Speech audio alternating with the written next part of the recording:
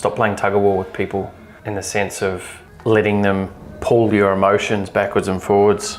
This is why at my events I'll say to people, if you're not confident in standing in front of the 10 best people in your industry with your product or service, because you might think they might laugh at it or it's not good enough, you just need to go back to the drawing board and get it to a point, or get yourself to a point more to be able to be confident in it. Because we're all learning. I mean, we're all learning. Everyone who does a Facebook Live is still, they're sharing their view on something. And no one likes criticism, let's be honest, no one likes criticism, but you got to be able to learn how to actually handle the criticism and not get caught in a game of tug of war, or the backwards and forwards.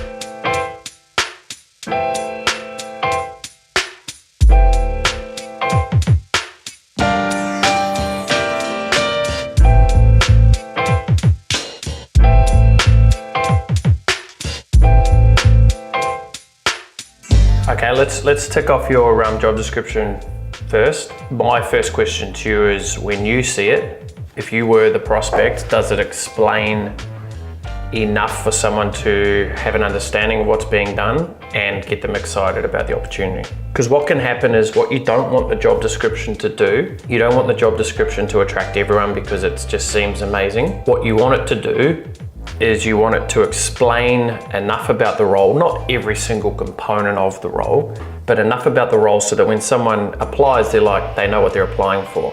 Sometimes people apply for jobs and they're like, I don't really know what it is, but it just seems so exciting. When we first did our first ever job description years ago, I put it out on Seek and had like 200 something people apply, and I was like, oh my God, what have I done? Where if I was a bit more specific about, the responsibilities and the results that we're looking, then it would have weeded out a lot of people putting up their hands. So because you know the role better than anyone, when you read through that, does that explain the role enough for someone to go, yeah, I want to find out more about that specific role? That'll pre-qualify someone, because if that's not in there and you get to a meeting and you go, it's weekend work as well, they're like, oh no, can't, I've got family, or I've got this, or I've got football on, or I've got netball.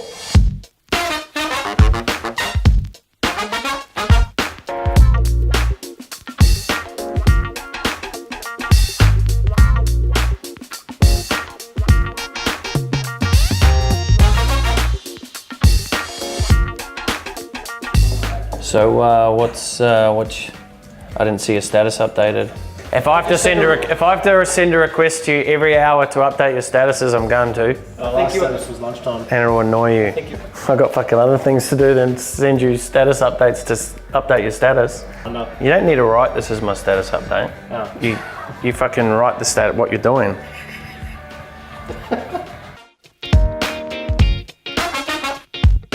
Bro, I tell you what. Been a mentally draining day, actually. I'll tell you what I've felt like doing is laying on the floor like this. Pretty tired. A couple of really big days. Getting home and still on the computer.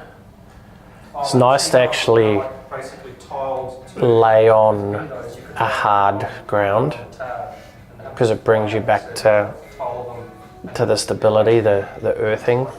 It grounds you, I always do that, like if I'm feeling tired or I'm feeling a little overwhelmed with certain things, I'll always just, like I actually did a little bit earlier in my office, I almost fell asleep because it was nice and warm. Hence why the barista is on its way, man. I need you. If I had to have any appliance at home, which is weird because I took this from home, but if I had to have one appliance, this would be in the top 3. What I would change about it though is its speed of heating up the water. Breville, you need to sort that out. Or I might get a hardwired hot tap, those ones. That'd be good. Like bang.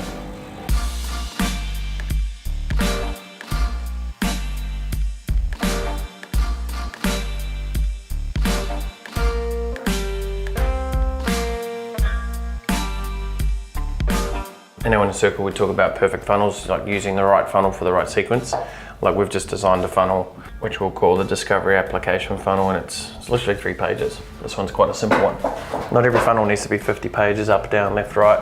If you go to rightnowacademy.com/book, my book funnel has like 18 pages in its funnel, which is quite extensive.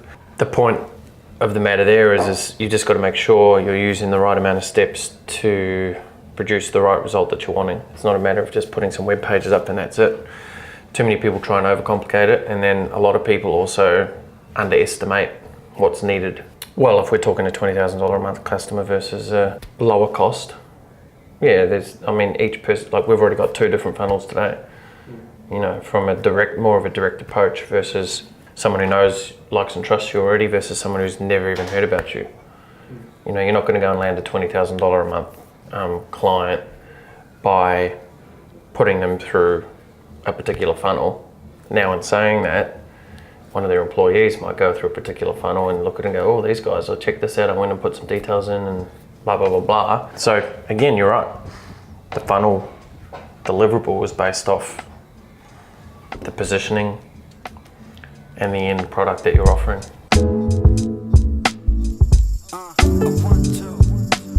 17 minutes is on the shorter side. You want to try and maybe extend it a little bit longer, add in some more case studies, add in some more stories around the industry, things that might shock people, things that will get people more interested. At least try and make it go for half an hour. The longer you can have someone with you, the greater chance of them wanting to take the next step.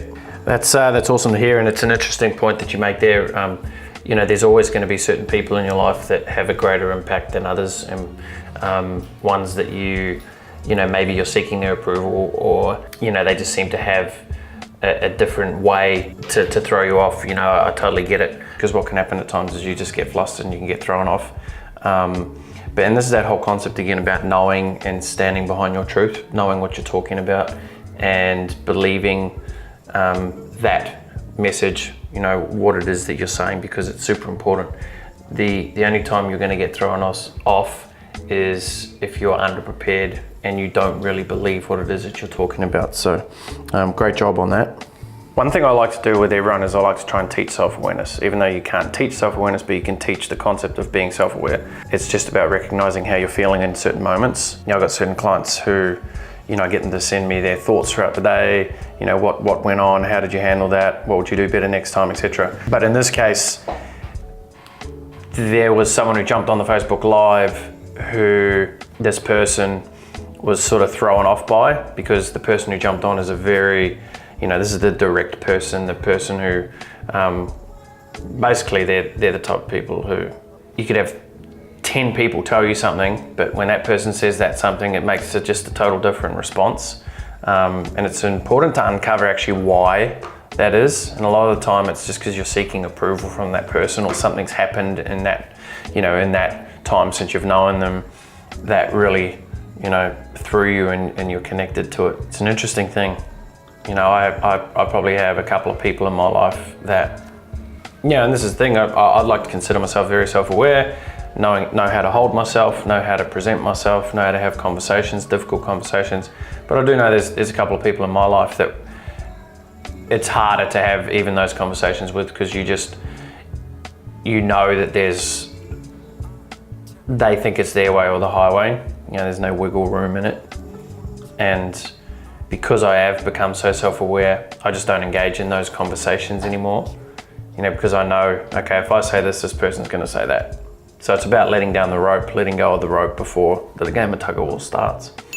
Stop playing tug of war with people in the sense of letting them pull your emotions backwards and forwards. This is why at my events I'll say to people, if you're not confident in standing in front of the 10 best people in your industry with your product or service, because you might think they might laugh at it or it's not good enough, you just need to go back to the drawing board and get it to a point, or get yourself to a point more so, to be able to be confident in it. Because we're all learning. We're all learning.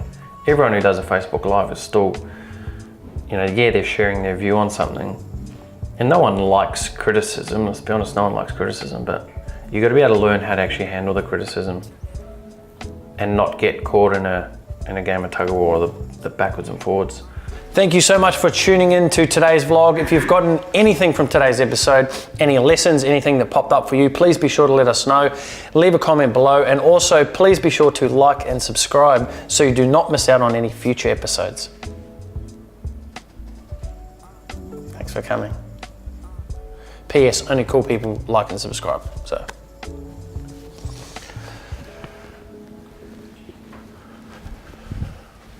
What are you waiting for? Like and subscribe, come on.